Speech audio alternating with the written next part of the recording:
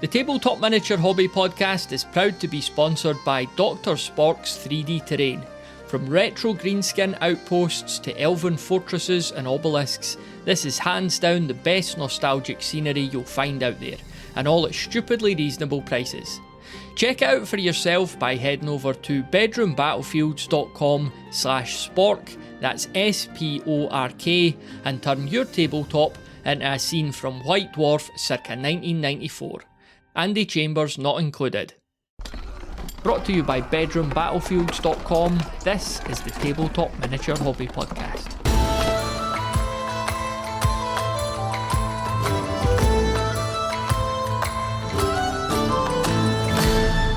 If you're a fan of the Oldhammer aesthetic or folklore-inspired creatures and worlds, then you probably love Oakbound Studio. And if you don't already, then you most definitely will by the end of this chat with founder and sculptor Geoff Solomon Sims. As is often the way in these chats, I kick things off by asking him about his hobby origin story. Well, yeah, I mean, so much of the modern day harks right back to there. So I think that's a good place to start. I think like an awful lot of people, my first miniatures were Hero Quest, the boxed Hero Quest game back in, I think I got mine as part of the relaunch in 91 rather than the 89. I've been trying to track down how old I was, and I was born in 84, so I think 5 years might be a little bit young for the first release of the Hero Quest set, but I think 91 I was 7, so that seems more likely. So I remember very vividly that was Christmas 1991, or just after, because my cousin had brought his Hero Quest set to my grandparents' house where we were all spending Christmas together, and so I spent all Christmas playing that with him and my parents. I remember it being Boxing Day, so it may have been Boxing Day, or that may just be a false memory, but I remember them bringing a belated Christmas present, which was my own Hero Quest box. Obviously, they thought it was worth rushing out to buy something that was going to shut me up for a few weeks while I got busy on that. So that was where I started, and then I lived in a little village in the middle of Dorset. So there weren't big game stores anywhere near me, but the toy shop in the neighbouring village had a very small selection of Games Workshop blisters. Probably no more than 20 odd different blisters to choose from in the shop. So I would go there with my pocket money once a month and find whatever the blister was that really appealed to me. I wasn't collecting an army. I wasn't really interested in putting together big forces. I was buying the odd figure to stick into my Hero Quest set based on what I liked the look of in the blister pack. And I was always far more interested in converting and painting stuff than in actually playing the games a lot of the times. I had a few friends in the village who played, and we got because back then was the 4th edition box was out with the plastic high elves and goblins, and the toy shop had a number of the kind of quick start guides that were in that boxed set, where it was one goblin archer versus an elf spearman, I think. So you learned how shooting worked and how close combat worked from a one-on-one basis. And we basically just played Warhammer using those rules. So whatever figures we all had, they were either goblins or they were elves profile-wise. And we just used those and pushed a dozen or so figures around the table for quite a long time. It was only really when the 5th edition box came out that we started actually learning what the rules were and playing the game properly, as it were, with larger forces. But even then, I had a few trips to a bigger Games Workshop in a city nearby, and they had the catalogues that you could get mail order from that had all of the older ranges in. You could order any figures from their back catalogue. And I remember pouring through this catalogue and thinking, these figures are way cooler than what's out at the moment. You know, why have they gone backwards? Why is there cartoony orcs on the shelves and not these kind of gribbly things from the mid 80s? So even though I never played 3rd edition when it first came out, 2nd edition when it first came out, wasn't collecting the figures when they were actually on the shelves, the older kind of aesthetic of those things always had a bit more of an appeal to me than the kind of middle hammer sets of the mid 90s. And then, of course, I got into other things.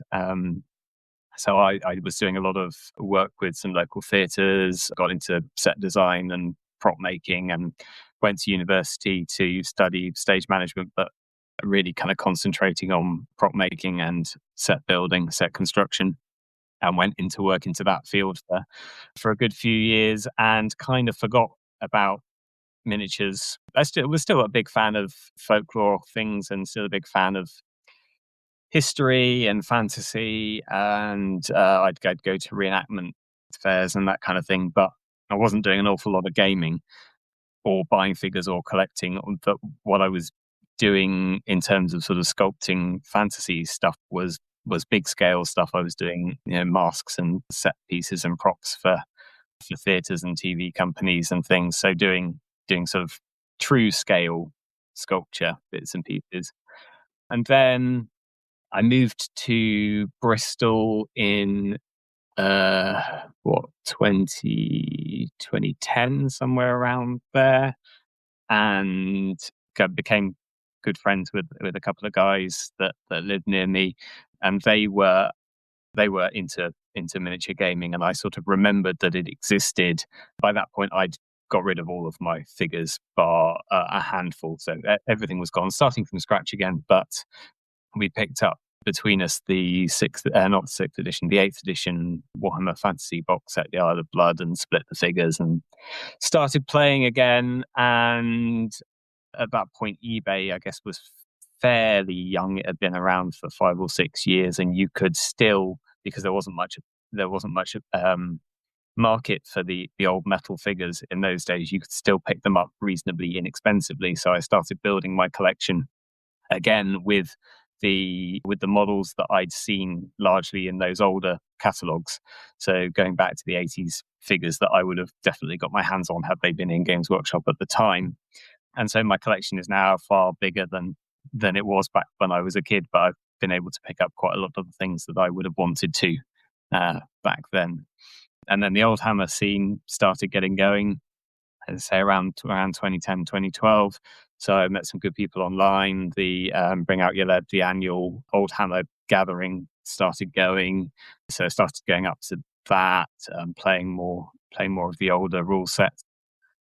So that's kind of my history in the hobby. It's really been pretty much exclusively Warhammer as a fantasy war game, and other Games Workshop games. I had Space Hulk and Space Crusade and Hero Quest and Advanced Hero Quest, but I kind of dipped my toe into military modeling a little bit while I was at school. I had some Historics 54 millimeters and was painting those. I had a couple of books by a phenomenal painter by the name of Bill Horan, who was an American, I believe, Napoleonic large-scale painter. And so I learned a lot of painting technique and sculpting from his books, because it was a very different style to the style that was around in White Dwarf at the time. But I never really took to the historicals scene. The fantasy stuff was always really where I wanted to be, and not even the 40k, the kind of sci-fi-ish stuff that held a bit of an appeal for a while, because I had some friends when third edition 40k came out who were playing that, and I didn't really know anyone who was playing fantasy at the time, so I played some of that. But really the fantasy side of things is what grabs my attention rather than any of the other genres. Yeah, it's definitely there's a lot of parallels there with my own kind of story, and being pretty much the same age, and having Hero Quest as that first kind of touch point. And I agree, like with myself, my first kind of look at a Citadel miniature was the combat cards. So those miniatures were very much the old 80s miniatures. But then the first stuff I got, which I still like, was the Battle Masters plastics and the fourth edition plastics and so on. Again, I do like them as well, but there was something about that 80s look that it was just a bit more unique, and everything was individual, and I could see why that really jives with a lot of folk. Yeah, absolutely. It is less. I don't want to say that things became formulaic, because that's perhaps a little bit incorrect, but there definitely became a particular aesthetic that they were going for. Whereas back in the earlier days, I guess you've got such a wide array of artists, and they're employing people who are sculptors, but who are coming from very different backgrounds. So they've each got their own style. So the ranges have a lot more diversity to them than they do by the time you've reached the kind of mid-90s, and the lore has been codified a bit more. The influences on the ranges have been a bit more sort of set in stone. So everything starts to look more homogenous, I guess, and not quite so crazy and weird. It's good that you mentioned the combat cards, because actually that's probably true. I probably did have a set of those combat cards maybe even before I got my HeroQuest set, certainly around the same time. I think I remember them being a gift from my great aunt, but I would spend ages on holiday looking at the. I had the Goblinoids deck. That was the first one I got, and I spent ages on holiday looking at those images, trying to work out if they were actual miniatures that had been painted, or if they were paintings on the cards themselves. You know, if it was 2D artwork, and my young brain couldn't quite get its head around what I was looking at. And one of my favorite projects when I got back into the gaming scene was being able to pick up all of the orcs in that combat cards deck and paint those kind of in the style, try and do an homage to each figure in that deck. So I've now got framed on the wall of my studio a complete set of the combat cards miniatures painted in kind of as best I can do the equivalent tones. It took a long time. I think it took me about 3 years to collect all of the figures. And most of that is because there are 2 or 3 models in there that are, I say conversions, but they're actually pretty much scratch builds. And so it took me a long time to get my sculpting confidence up to the point where I could even attempt those models. And then it took me another 3 years to get around to actually starting painting on them, because I was nervous that my painting skills weren't up to doing justice to the cards. And they probably still aren't, to be fair. Fraser Gray's really crisp enamel blending on those models is just absolutely phenomenal. But yeah, I'm happy to have a kind of stand-in collection in my studio. The Minigamer is a free weekly email newsletter where I curate 5 cool things that caught my eye in the hobby this past week. Subscribe today and have the next edition sent straight to your inbox by going to bedroombattlefields.com/email. That's bedroombattlefields.com/email. And now back to the show. It was such a sort of, when you think back to that era, it was such a breadcrumb trail for us all, because you know, I remember like getting the combat cards on holiday in Cornwall. This would have been like 92, maybe 91. And you're just, like you say, you don't really, it's not like you pull out your phone and, you know, what are these? All you had was the cards, and you didn't really know where did they come from, what are they? And then you've got the HeroQuest advert on the TV, and then in the Argos catalogue, you know, you've got Battle Masters and stuff. So it's all these wee things, and you don't really know if they're all connected, but you know, you just keep seeing these wee things, and eventually, of course, I think we all at some point got our hands on one of these wee leaflets that was in one of the boxes. You know, do you want more? Do you want more stuff? And then the rest is history, I suppose. It's a really tantalizing thing. I guess that's part of why I really like tracking down the kind of mysteries behind some of these figures. So the interviews that Film Deg Miniatures have been doing with various people in the Games Workshop staff through the years, and the books like Talking Miniatures and Dice Men, they all kind of illuminate a little bit of this past. And so it's as you say, it's the age before the internet, so you couldn't just go and look stuff up, and people's memories are not all quite the same, and there'll be that kind of tantalizing picture that you've got to work out what that figure in the background is, and who painted it, and what range did it come from. And there's go digging through catalogs to try and find it. It's the kind of almost that mystery appeal, that sense of you're getting a very partial view of something, and you want to know more about it, that makes it a very intriguing thing to look into. And that was an appeal at the time as well. There's figures that I remember turning up in White Dwarf that I couldn't put my finger on because they were from much earlier ranges. They were just kind of hiding in the background of photographs, and you look and go, what's that necromancer?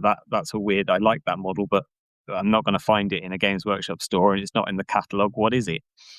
And then with the rise of the internet and the Lost Minis wiki and things, and you can start to kind of piece together where you've seen stuff. And yeah, it's a real kind of voyage of discovery, finding out all these little things that are really completely inconsequential, but they're very engrossing, and you can really lose yourself in a project trying to pin down that exact thing and who painted it and where is it now. It's one of the wondrous things going up to War Games Foundry in Newark and looking in the cabinets there, that they've got so many of these old figures from the pages of White Dwarf, and they're in brilliant condition. They're really, really well preserved and really well looked after, and the paint jobs on them are insane. If you look at these things in person, the colors just they're so radiant.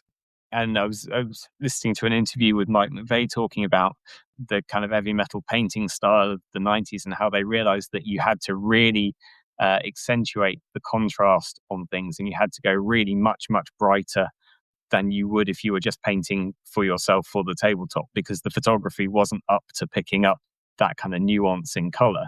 So you lost an awful lot of the detail and the color that was on those miniatures just by the fact that they were photographed and then put in magazine print. If you see those figures in real life, however good you think they are painted from looking in the magazine, they are worlds above that. It's mad. Yeah, I mean, I totally agree. In that cabinet, I've been lucky enough to spend a bit of time in front of myself, and you always spot something new, don't you? And there's been a few times as well, like I'll be reading through an old rule book, or I just recently got the 40k second edition book, which I've been reading through, and I was looking at a couple of the photos, and I was like, I've seen that in the cabinet. It's there. So, Yeah. yeah. I'm so glad that it's the Ansels that have that stuff as well. Like that's such a fitting custodianship of it, I guess, isn't it? So. Yeah, definitely, and clearly are still very attached to it. It means an awful lot to them as a collection. And there are a few things that are in Warhammer World, or at least they were the last time I was there. So I don't know if you remember, you talked about the little folded up leaflets that were in the Battle Masters and Hero Quest boxes. I remember on there was a Space Marine librarian and an apothecary with a banner, and I think it was a chaplain as well, which were those were the first Space Marines that I'd seen other than the Space Crusade figures. And so they are something that really sticks in my head as being like the iconic space warriors of that era. And those, last time I was in Warhammer World, those were in Warhammer World. So there are sort of split around places, but you're right, a lot of that stuff is in the cabinets at Foundry. And every time I go up, I'm working on some slightly different project. I clock different figures in the cabinet there, and I don't know that they have that greater turnover. I think it's probably the same figures in each time. It's just that I'm looking for slightly different things, and so I noticed that they're in there. But yeah, it's a wonderful collection. So you gave us a really good background about your hobby going through childhood and into coming back into it, and the kind of origins of Oldhammer. But how do you then transition into actually creating stuff? Well, that was kind of something that just happened. So I think I mentioned when I got into the Oldhammer scene, I wanted to create a Famir army, and that ties in with Hero Quest, obviously, because they were the big green skin monster in the Hero Quest set, but also with this kind of sense of mystery. That there were a race that they devised in order to attempt to do their own Warhammer World specific creature. Kind of at the time, RuneQuest had the Brew, which the kind of beastmen as they became in Warhammer, and Brian Ansell decided that the Warhammer World needed its own creature as well. So I forget who it was, and that's really terrible because that is such a that they as a race are such a key thing to my coming back into the scene. But I think it might have been Graham Davis was tasked with creating the lore for these creatures, and he basically took. I've got it. You're not doing video, but I've got it behind me on the shelf here. There was a book of Irish folk tales which were written by Michael Davis, I think. Michael Scott, sorry. And the cover was illustrated by Alan Lee, who was one of my favourite artists because of his work with Lord of the Rings, and more specifically for me, his work with Brian Froud on the Fairies book. That was one of the books that I came to again and again and again as a child. It was one of my favourites. And on the back of this cover, Alan Lee's painted a Fomorian from the Irish myths, and they feature in the first chapter of this book. But he's painted this creature, and it's kind of got a long green snout and a single eye, and it's carrying an axe. And if you've seen the Jez Goodwin limited edition Vermeer, the 28mm one, not the Nick Bibby 54 or bigger creature models, that is very much taken one for one from that illustration by Alan Lee. And so you've kind of got this merging of, it's a Hero Quest monster, it's a monster that's influenced by an Alan Lee painting, who's one of my favourite artists, and it's rooted in the Fomorians of Irish folklore, and Irish folklore is something that I'm big keen on. So just the whole things kind of came together, and like, this is the type of creature that I want to have as my army. But they completely failed. They completely flopped as a commercial entity. It's been attributed largely to some slightly dubious lore that was written regarding the reproductive habits of the creature, which we don't need to go into. A lot has been said about that. I'm not sure that the failure of them as a species was entirely due to that. I think there were probably the specificity of the design of them made them not very popular. The fact that, or at least the myth goes that Nick Bibby and whoever was writing the rules for them kind of got the wrong end of the stick, and the rules were written for 28mm scale figures, but Nick produced them as ogre-sized figures, so there was a bit of a mismatch there. Actually, I don't think that's necessarily true, because the stat lines are actually quite good. I think they work quite well for an ogre-sized creature, but I can see that if you are wanting a unit of 10 of them and they're all ogre-sized, and then you're going to try and do an army full of ogre-sized units, is going to get very expensive very quickly, and they're a pain to rank up because they've got those separate great big tails that stick out beyond the bases. So they're very awkward figures to rank up. So yeah, they were not popular. So there were not many of them produced. So when I decided that I wanted to do an army of them, the first thing that I started doing was collecting the old plastic lizard men from the 5th edition box set. I think I had some kicking around anyway, and then resculpting them, carving the scales off, sculpting new heads for them to make Fim warriors out of those. And out of that, I started sculpting full figures. And I posted some pictures up on the Oldhammer forum, and a couple of people said, "Oh, are you going to get those cast up? I'd quite like some." So I decided to look into it, and found, I was living in Bristol, and there was a company in Birmingham called Griffin Molds, who did molding and casting metal figures. And it wasn't that expensive to get a mold made, so I ran some stuff up to them, and they put it in a mold and spanned some metal casts for me, and I gave them at kind of cost price or slightly above cost price to people on the forum. And there seemed to be some demand for it, so I just started doing a few things. I thought, just, for fun, I can sculpt the figures that I want in my collection, and then I can get them cast up, and a few people will buy them, and that will pay for the molds, and I'll have metal miniatures that I want in my collection, and I'll have enjoyed sculpting them and having the challenge of making something that's moldable, castable. And things really kind of snowballed a bit from there. So I had started working on a rule set that was one of my favorite rule sets when I was younger was Necromunda, but I never actually had the Necromunda set because it was too expensive. I had the Trinity Battleground set, which I don't know if you remember. That was a white wolf one of White Wolf's only forays into miniature production, with miniatures by Bob Naismith, and that had kind of, it's a good game, and I've recently reacquired, I say recently, like 5 years ago, reacquired another copy of it to actually play. But so I loved Necromunda, and I got back into Necromunda when I got back into gaming in the 2010s. And it kind of bugged me a little bit that although Necromunda plays out in a very rich environment, you've got lots of terrain and opportunities for moving up and down buildings and interacting with stuff. It's a very combat focused game. There's a lot of shooting and hand-to-hand combat and not much else. Occasionally you're asked to pick stuff up as part of an objective, but that's really as far as it goes. So I was writing a rule set that would enable you to play similar games, but have a lot more interaction with the environment and with other models on a non-combat basis. And at the same time, I had just done a little Kickstarter for a bunch of Celtic folklore miniatures. And so I was going around a few game shows with those. And people were asking me, oh, what rule set are these for? I don't know. I don't have a rule set. I just sculpted some figures that I quite liked. So just buy them and use them for whatever you're using them for.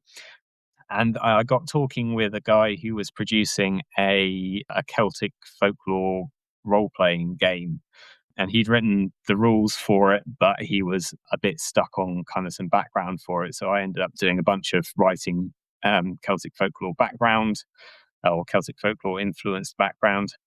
And that project really kind of fell apart. Nothing came of it. But I then had this set of background that I was quite happy with, and a set of rules for a more sci-fi based game that I was quite happy with. And so myself and a couple of friends started putting the two together and modifying it and changing it into this kind of Celtic folklore miniatures game.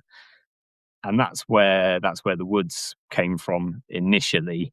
It was a kind of marrying of a figure range that I wanted to make and a world that I was creating for somebody else.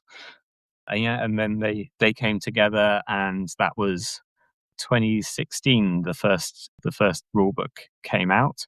So 10 years ago, 2019, after a lot of playing of the first one, I came out with a revised edition, and then a lot more playing since. We've got the new edition, which is the Shiver Shield, the Wood Skirmish game, is coming out next weekend at Salute. So it's been a bit of a journey for the last 10 years from just throwing stuff together, but it's still a hobby for me. It's not by any chance my main job, and I'm still just making the figures that interest me, writing background that's based on stuff that interests me. So yeah, it's very much a personal project, and if other people like it and get excited about it, then that's great. I'm very happy to share their excitement. It's not like I've sort of set out to think what's going to sell. I'm still just doing the stuff that interests me, and if it sells in enough quantity for me to do the next thing bigger and better and brighter, then great. That's all I'm looking for, really. Yeah, it sounds like you're in a really good place, Well, and it's fascinating to hear kind of how it all came about, how things aligned for it. And, if we think about the sculpting for a second, well, firstly, like, I'm assuming, by talking to you and also looking at the miniatures that you make, that you've got that heavy inspiration from the old Hammer era. And then also, it doesn't seem like the sort of thing that just anyone could turn their hand to. So was there maybe parts of your job, your design job, that helped you pick up those skills quicker, or what do you think on that front? Yeah, very, very definitely. I mean, it's a world away from sculpting a creature at 1-to-1 size from sculpting it at 28mm. I I remember going into a games workshop back in the late 90s and mentioning to one of the guys behind the till how incredible it was that anyone could sculpt anything that small. And I remember very clearly his response was, well, they can't. Nobody sculpts anything that size. Everyone sculpts everything at 3 times the size and they shrink it down. I was like, oh, okay. Oh, well, that's interesting. And if he hadn't said that, because that wasn't true, what he was thinking about was the plastics, which at that time were sculpted 3 ups. And then a pantograph was used to reduce the size to make the injection molds that the plastics were injected into. But all of the metal figures were sculpted the right size. They were sculpted. There's a little bit of shrinkage in the molds, but certainly not 3 times. And if he hadn't said that, if he'd been slightly better informed about the company that he was working for, I could have started sculpting a lot earlier, and I'd probably be a lot better now. But there are definitely some techniques that marry over and some that don't. So when I'm sculpting at full size, I'll usually be working in Chavant or Monster Clay or something like that, which is a wax-based modeling clay. So it doesn't set, but it hardens as it cools down. So you have to warm it up either with by rubbing it in your hands or with a heat gun or something, just to get it at a workable temperature to work with. And there are lots of things that you can do texturally with that, smoothing it, and things that you can't do. The medium doesn't work in a smaller scale. But the 28mm stuff is a lot easier to handle and store and move around, obviously. So I'd say it helps. So I think what really helps in terms of a design aesthetic is just having spent such a long time with the Brian Froud books and with The Labyrinth and Dark Crystal as films. So my dream when I was a kid was to work for Henson's Creature Shop. That was what I really wanted to do. So all of that puppetry, all of that creature making, I really studied in massive detail. And although the processes are very different from creating a gaming miniature to creating a full-size puppet or animatronic, aesthetically, there's no reason that you can't carry that aesthetic on. And I don't see an awful lot of sculptors working with that kind of look. There's a bit in the Trudvang miniatures have a bit of that look because they're based on Paul Bonner artwork, and Paul Bonner has similar sort of Scandinavian troll influences to Brian Froud. The work of Frank Bauer is an influence on him as it was on Brian. So there's this kind of rich culture of troll art that's kind of getting a little bit out there, but it's still quite outside of the mainstream look of fantasy miniatures. A lot of fantasy miniatures are quite generic, I guess. You could mix and match different manufacturers very easily, whereas doing something that takes a very different point of origin, gives you a very distinctive look.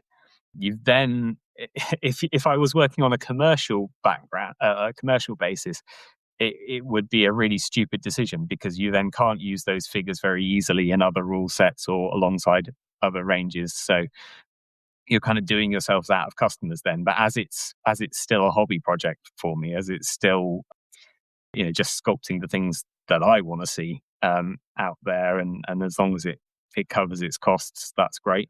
And I'm delighted to see there are actually plenty of people out there who are also like that aesthetic, but it's not very cross compatible with other things that are out there. But it also really lends itself to the handmade side of things. I know the Trudvang miniatures are digitally sculpted, and they've done a good job of that. But the kind of slightly raw edge that you get from sculpting, I'm quite big on lack of perfection. Maybe that's not something that as a sculptor you should strive for. I think a lot of people strive for things to be absolutely perfect and spot on, but things in real life aren't absolutely perfect or spot on. And sometimes some of those kind of quirks of character that you read into a figure are just inaccuracies and imperfections, really.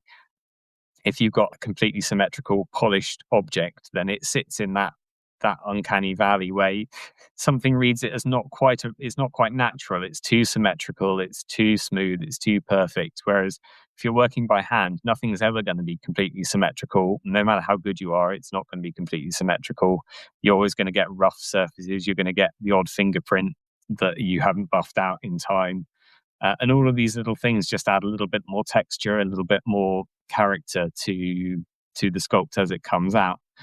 And so even on a subconscious level, I think there is something that when the human eye looks at something that is immaculately proportioned and perfectly smooth and designed with optimal symmetry, and it's really naturalistic. There's still something that the brain goes, there's something not quite right there, and it kind of repels a little bit. Whereas if you've got a bit more of a kind of natural, organic look to something, then the brain doesn't rebel in quite that way against it. I don't know. That's probably nonsense. That's probably just me justifying my love of older figures. But so many people say that these old figures have soul, which new digital sculpted plastic figures don't. Although I've seen some very good digital sculptors who are able to embrace that handmade look and have created some very good digital sculpts in the style of handmade sculptors, which is really refreshing to see. But so many people talk about miniatures having soul when that's clearly nonsense. They don't have soul. And when they talk about having character, do you mean that you're able to read expression and intent in that figure more than you are in something else? I'm not sure that's necessarily true, because you can get very good expressions on digital sculpts by the nature of being able to zoom in and sculpt stuff at whatever size and then shrink it again. So I don't think that's quite what they mean, but I do think that there's some science to it. So the older figures, the proportions aren't true by any stretch of the imagination, and that's intentional. That's not that the sculptors didn't know what proportion a human body was, but if you shrink that figure down to 28 millimeters or 25 millimeters and your head is true proportion, your eye can't see it from where you're stood on the tabletop, so you can't read that expression. No matter how good it is, unless you're looking through a lens up close at it, you can't read it. So it's fine for a display piece, but you're going to think that a model whose head you can see and whose expression you can read from a distance is going to stand out as having more character just by the nature of you can see what their intent is.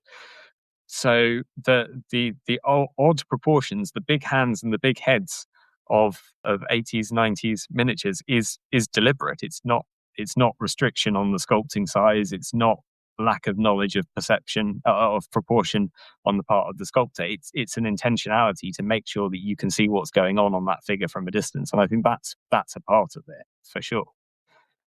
Yeah, it's all just almost analogues, isn't it? It's all just everything's building up the experience that we then have on the tabletop, everything from the way the miniatures are made to the way the terrain is. And then, of course, it's the collaboration between you as the sculptor and the person who's bought the miniature and painted it themselves. They bought into it then. And yeah, it gives you this whole holistic experience, I guess, doesn't it? So, but it's really interesting to kind of hear your thoughts on that character question. What's got your attention right now in the hobby? What are you painting, playing, or planning for this month? Head on over to bedroombattlefields.com/voicemail to submit a clip for our monthly hobby update episode. That link again is bedroombattlefields.com/voicemail. And now back to the show. There's we talked a little bit earlier as well about the kind of mystery of the unknown things, that figure that you can't quite trace. And I think if you have figures that are drawing on very different source material, that are very different from your generic fantasy orc as has become accepted, or your generic fantasy elf that we now would see and we'd know immediately what that figure was. If you're looking at something that's slightly different, you've got that air of mystery again. You've got that sense of I'm not quite sure what this is. So my imagination can start filling in the background around here. That's why I'm. Although over the years the Woods world has fleshed out a bit, for sure, it's definitely grown. There's the background has definitely deepened, because the longer you sit with something, the more you work at it, the more feeds into it, the more realized it gets. But I don't ever want it to get to the point where I'm detailing every aspect of every element of this fantasy world, because I want there to be unknowns. I want there to be things that people are coming to and using their own imagination to fill in the gaps, because I think that's as much part of the hobby as the painting and the sculpting and the gaming is, that kind of world creation element. So it's one of the reasons that I picked the Vermeer as an early as a race to get back into, because they weren't fully developed. There was very little lore on them, so there's a lot of scope for you to take that army in a direction that you want to take it in, and you don't just have to read lots of army books and lore and work out what's actually going on with them. You can have fun and play around and make up your own stuff. And I really want that to be still a part of whatever, if people are picking up Oakbound stuff to play the games, I want at least 50% of the invention of that world to be in their own heads. I don't want to spell it out, because you lose the opportunities to take stuff in directions that you want to take it in, because you feel like you've got to conform to official law, and nothing's official. It's your fantasy world. You bought into it. You do what you want with it. By not fully realizing everything, it's kind of giving that permission for people to fill in the blanks in their own ways, and nothing is wrong. Do what you like with it.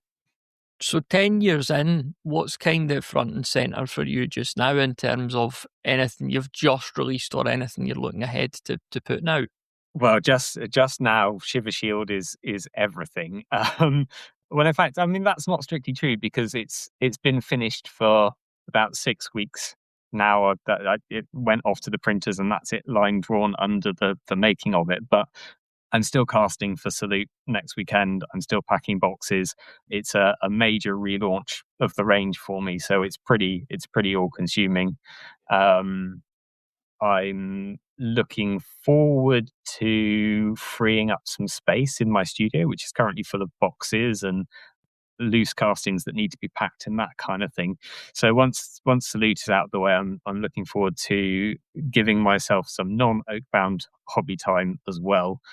I've got a set of heroes for Dungeon Quest that I'm very keen to get painted up.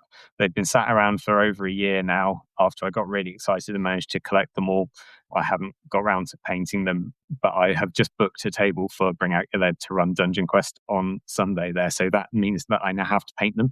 So looking forward to getting those painted. I've also got another few miniatures to add to my Space Hulk set that I'm kind of quite keen to get to as well. But at the moment, everything is buried under boxes. So Salute is my big focus, and the promotion of Shiver Shield, which is the latest iteration of the Woods skirmish game that myself and my former housemate from when I lived in Bristol, Mr. Roderick Hamilton, we've been working on that for the last 2 years, refining that, shaping that.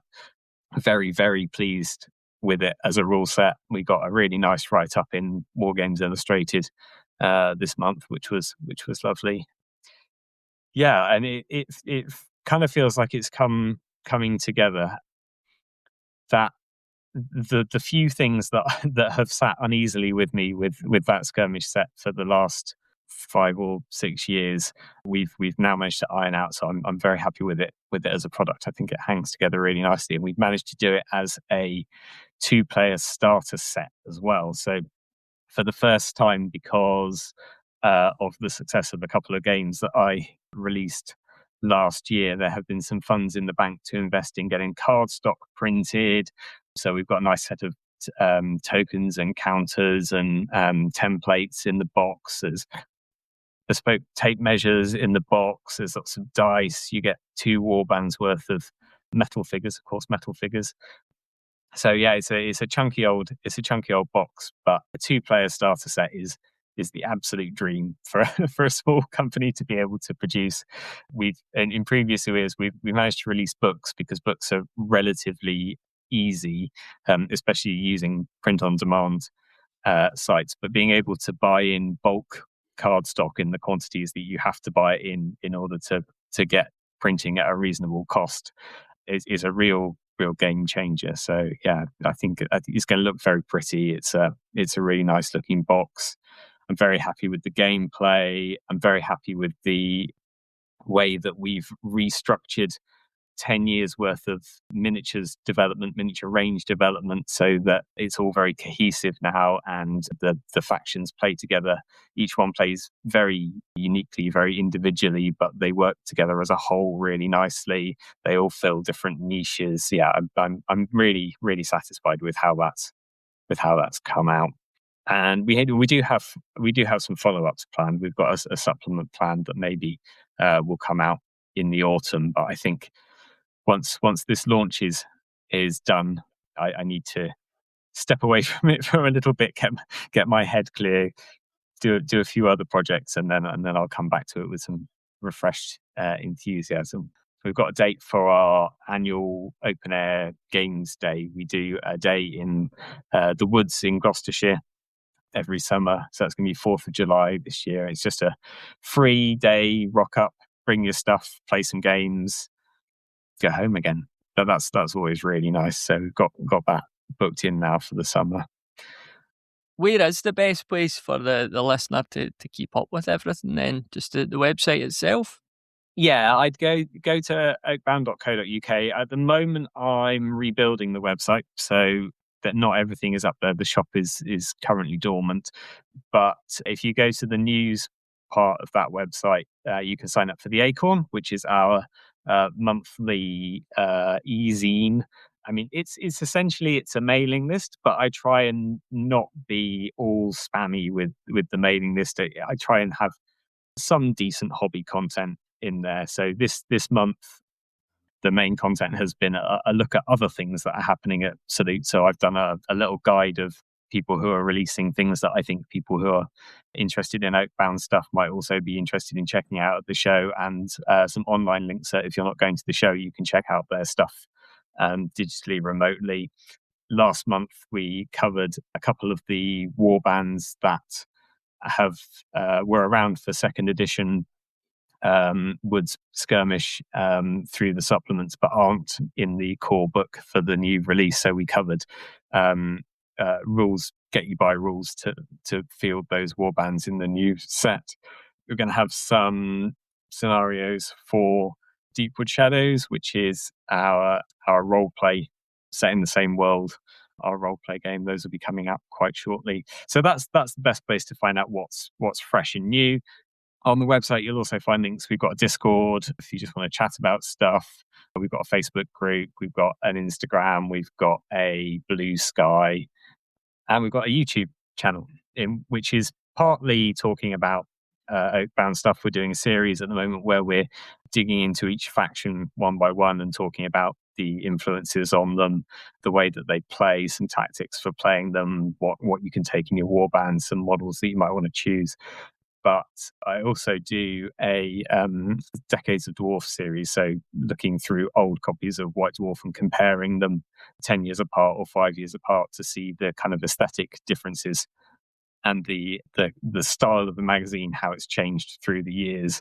And we quite often find that 10 years apart or 5 years apart, you'll find the same subject cropping up, but looked at in quite a different way. So the contrast is often quite interesting, seeing how the trends of the time and the intentions of the company have shifted slightly alongside the technology that's available to them, and the way that the artwork style has changed to reflect other kind of cultural references on people at the time, who the target audience is. It's an interesting comparison, I think. Thanks very much for listening to this episode of the Tabletop Miniature Hobby Podcast. If you enjoy the show, then please do share it with someone else you think might enjoy it too. And be sure to check out our Discord community of like-minded hobbyists, which you could find at bedroombattlefields.com/Discord. It'd be great to see you in there.